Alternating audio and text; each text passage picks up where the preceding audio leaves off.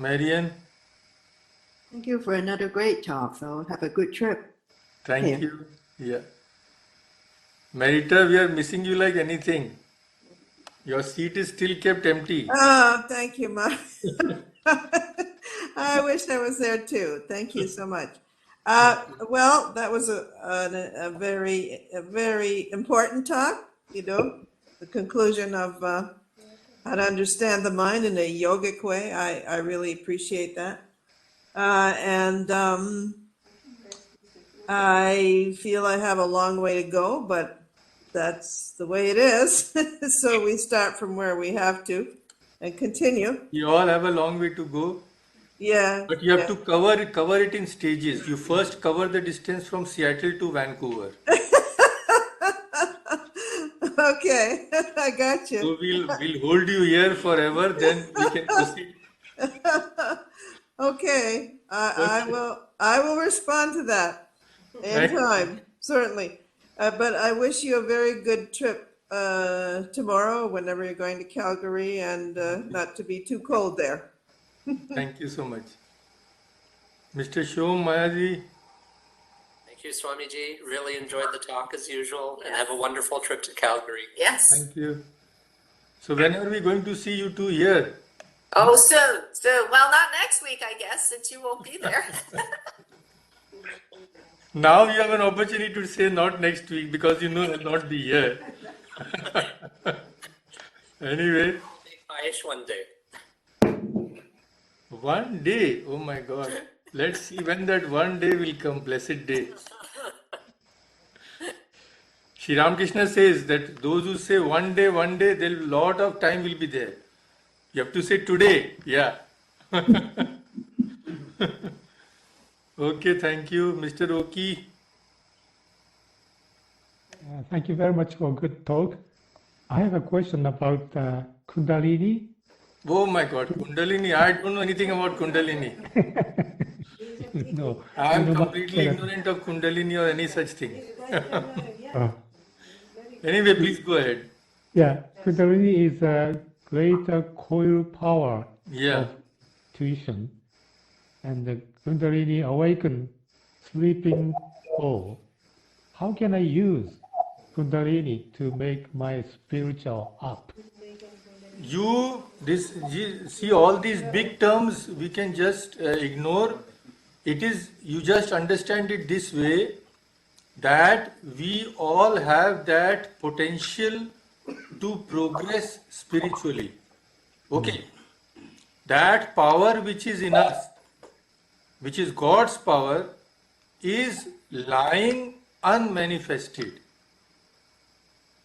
So that power, spiritual power, we have to manifest it now. How to manifest it? By spiritual practices. Like, suppose a person is there, he is wants to be strong, so he goes to a gym. So the gym master tells him that yes, I will make your muscles strong. That possibility is there in your muscles, but you'll have to undergo weight training. So he goes exercise with all these dumbbells and all that. So what happens?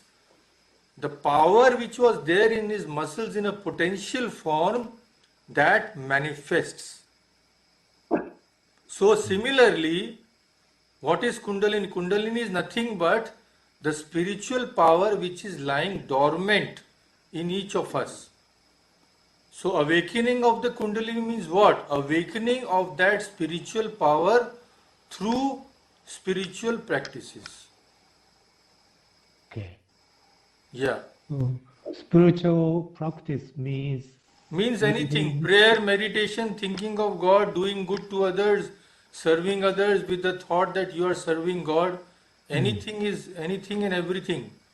okay. You have to do all these very intensely if that power is to manifest in our life. Okay. So again, I have to do slow but steady. Absolutely. Okay. Thank you very much. Thank you. Parvati from Fort McMurray, so nice to see you. Now, Maharaj, thank you. Today's talk is very interesting topic. Thank you. No Thank comments. you. Thank you. Yeah. Pranbhai ji. Namaskar, Swamiji. Thank you for a very nice talk. Thank you. Lot to think about, and practice is going to be very hard, I know. So at least, as someone already mentioned, we have to be there where we are now and try to progress forward. Thank you very much. Thank you so much. Purvi ji and Anadi Babu. Maharaj, Yeah. extremely brilliant exposition about 5 states of mind. Yes, very interesting. You have done a wonderful job and have a very successful and enjoyable trip into Calgary. Bye. Yeah. Thank you. Pranamnin, and I'm sorry that I could not go because I'm not well. But Next time, in any case, no you problem. have given an excellent talk, and I have read Raja Yoga few times, and some of these are in the Raja Yoga, but you gave me much more detailed analysis of the mind. We are grateful to you for your explanation, all this elaborate explanation of the mind. Thank you very, very much, and you had a good and safe trip to Calgary, and we will be seeing you soon, hopefully. Thank you. Yeah, actually this what we discussed today is not there in the original sutras. It is in the commentary on the sutras by Vyasa. And on that commentary also there are many commentaries. So I took the help of all these other commentaries also. I relied primarily on the Bhoja Vritti, the commentary by Bhoja. Yeah. So that's why if one does not study deeply, one will not come across these things. That is why. So now we can have some group songs. Those who want to stay can remain online. I will just, Mrinalda, please. Can I unmute myself? Yeah, sorry, I forgot you. Yeah, sorry. Please. My question was Songbook. this human instinct. Yeah. Where does it arise from? What part of the conscious, subconscious? It's not in the conscious mind. No, when it will see, there is no watertight compartment that one instinct will arrive at one given time or another instinct or another thought will arrive. Nobody knows. So it is all a mass of impressions which has been going on from birth to birth to birth. Now, generally, what decides when one vritti will arise, the most potent cause is either the environment or our effort. The environment is very powerful. As soon as you go to, see, we have all gone to watch some sports events or something in our young year. So what happens? All the thoughts connected with the sports thing comes automatically. No, you don't have to make any effort. So first the environment, and second is our effort. When we consciously try to bring up some particular emotion or some particular thought, so these keep on rising like bubbles, always. They are always going on. Now it depends upon us which we want to keep, which we want to give stress to, and which we want to avoid. So the source is the same. Source is that unending, infinite store of impressions which is lying in the subconscious mind. From there everything is coming up, without exception. But the conscious mind is not aware of the unconscious mind. No, it is not aware. It's not aware. But the mind of yogis is aware of that, subconscious also. Because they gain control over everything. They can stop the bad thoughts before they arise. That is called killing them in the seed form. Yeah. Nowadays yogis should do that. Yeah, he should know all this. No, he should tell me. Yeah. How do past karmas dominate human mind? Till we don't gain control over mind, control over our mind. Till then, the mind will dominate us. चलो चलें मंदिर चलो Yeah, please.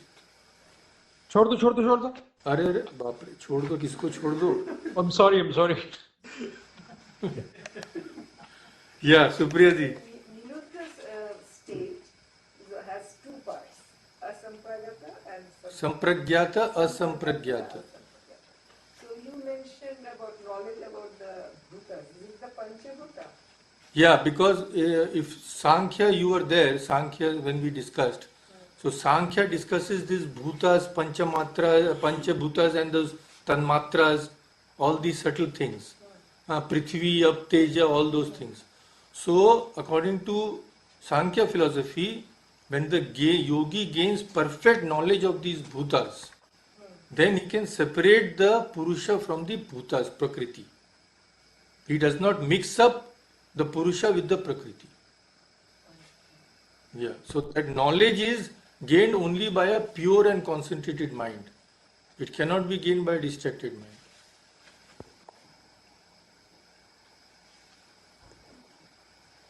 Maharaj, from Swamiji's harmony of the four yogas perspective, what would you say is more important for us? Concentration of the mind? All these four have to be done, but where you will lay stress on, that depends on you. That depends on the particular individual. So, it is not that one who practices bhakti yoga, he will not practice concentration. When he bhakti yoga, when he thinks of God, when he repeats the mantra, he is following concentration. It is not that he will not do karma yoga. Whenever a devotee is doing karma for others, that is karma yoga. So all these things he is also doing. But the main focus will be taking the name of God, singing the glories of God, like that. So the main focus of the Raj Yogi will be to try to concentrate his mind in meditation. But it is not that he will not have devotion to Ishvara or he will not do any other karma at all. I was thinking more from Jnana Yoga perspective, where you give up your identification with the mind. Yeah, but Jnana Yoga, just by telling Jnana Yoga, we cannot become a Jnana Yogi. The Jnana Yoga cannot be practiced in these states of mind. It is impossible. Because when the Jnana Yogi, the main practice is what? Separating the soul from that which is not soul. So again and again he reminds himself that I am that.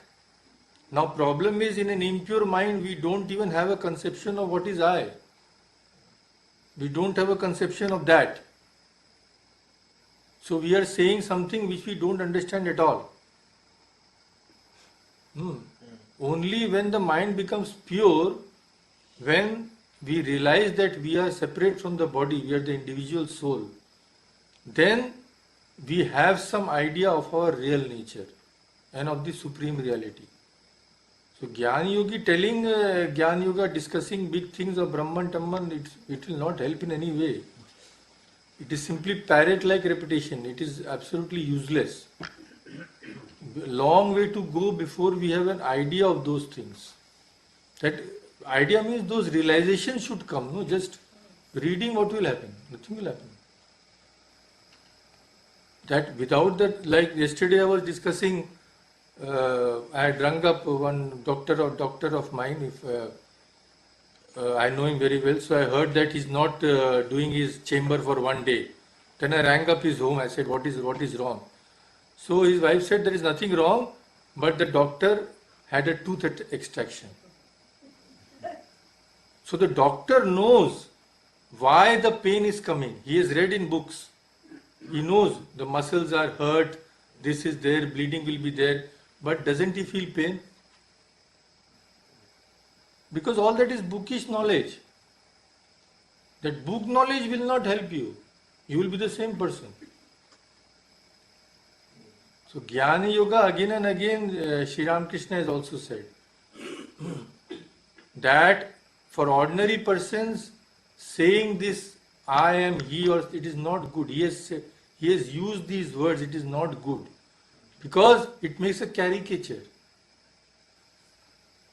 You don't know what you are talking about.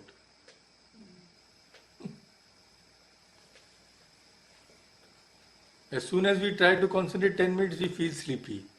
And we are talking about Brahman and all these big things. So let us start from where we are. So 2 questions and an observation. Based on this, I don't know if I can even call myself human based on the states, which is very sad, but 2 questions. Is the nature of the mind to be scattered or concentrated? Because sometimes when you study for long hours, you actually feel refreshed. You don't feel tired. What is like the preposition of the mind naturally? No, that first of all, it cannot be stated in general because each mind is different. But I don't know about you, but when I study for long periods, I always feel tired. So, yeah. Okay. Yeah. Sometimes you do feel really refreshed because you lose track of time.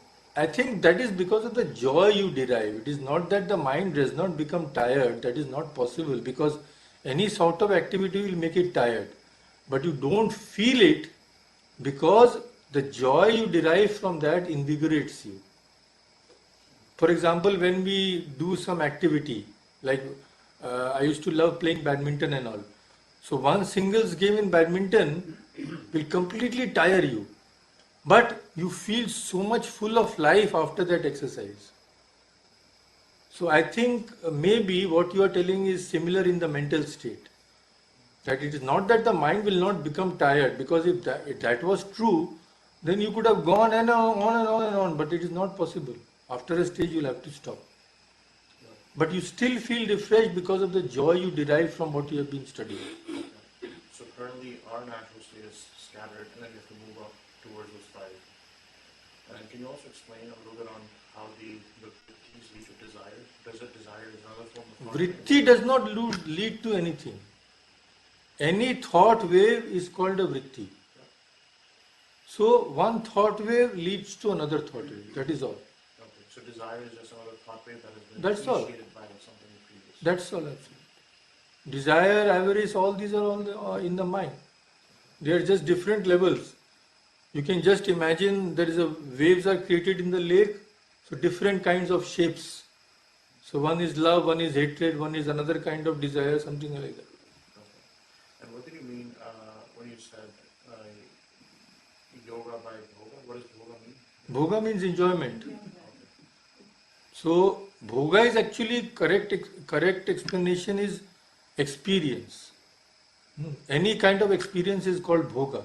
But when Sri Ramakrishna says when there is bhoga there cannot be yoga, he means that when there is enjoyment, worldly enjoyment, desire, there cannot be yoga.